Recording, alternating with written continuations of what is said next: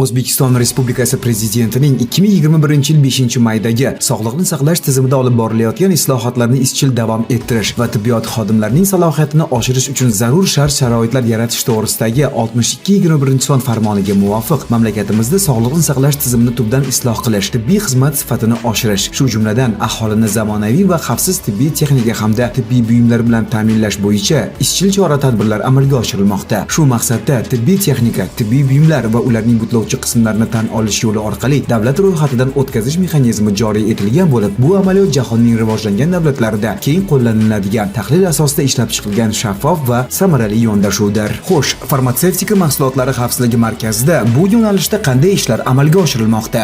Prezidentimizning tegishli farmonlari imzolangan kundan boshlab hozirgi kungacha 2297 nomdagi tibbiy buyum va tibbiy texnikalar tan olish yo'li bilan davlat ro'yxatidan o'tkazildi. Bu borada hozirda farmatsevtika mahsulotlari xavfsizligi markazi davlat muassasasida ishlar jadal olib borilmoqda. Ro'yxatdan o'tkazish ishlari hozirda to'liq elektron tarzda amalga oshirilmoqda. Ya'ni davlat markazini usmarvinfo.uz darmon axborot tizimi orqali ariza beruvchilar hozirda arizasini topshirib, ro'yxatdan o'tkazish jarayonini onlayn kuzatish imkoniyatiga ega.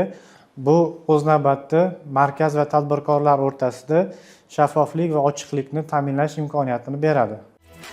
Mazkur tizimning joriy etilishi natijasida Amerika Qo'shma Shtatlari oziq-ovqat va dori vositalari sifati nazorati boshqarmasi, Yevropa muvofiqligi sertifikatini berishga vakolatli organlar, Yevropa dori vositalari agentligi, Yaponiya farmatsevtika va tibbiy buyumlar agentligi, Koreya Respublikasi oziq-ovqat va dori vositalari xavfsizligi vazirligi hamda Britaniya dori vositalari va tibbiy buyumlar nazorati agentligi kabi xalqaro tashkilotlar tomonidan tan olingan va ro'yxatdan o'tkazilgan tibbiy texnika va buyumlarni tezkor, ortiqcha byurokratik to'siqlarsiz hamda ilmiy texnik ekspertiza talab etilmagan holda davlat ro'yxatidan o'tkazish imkoni yaratildi. Ta'kidlash joiz, hozirga qadar tibbiyot amaliyotida qo'llash uchun davlat ro'yxatidan o'tgan tibbiy buyumlar va tibbiy texnikalarning 36% aynan tan olish yo'li orqali ro'yxatdan o'tkazilgan bo'lib, bu o'z navbatida mamlakatimiz bozorida yuqori sifatli, xavfsiz va samarali tibbiy mahsulotlarning tez fursatlarda mavjud bo'lishiga, aholi va tibbiyot muassasalari ehtiyojining qondirilishiga xizmat qiladi. Ushbu tartib avvalo sog'liqni saqlash sohasidagi davlat siyosatining ochiqligi va xalqaro standartlarga moslashuvchanligini namoyon etishda muhim ahamiyat kasb etadi.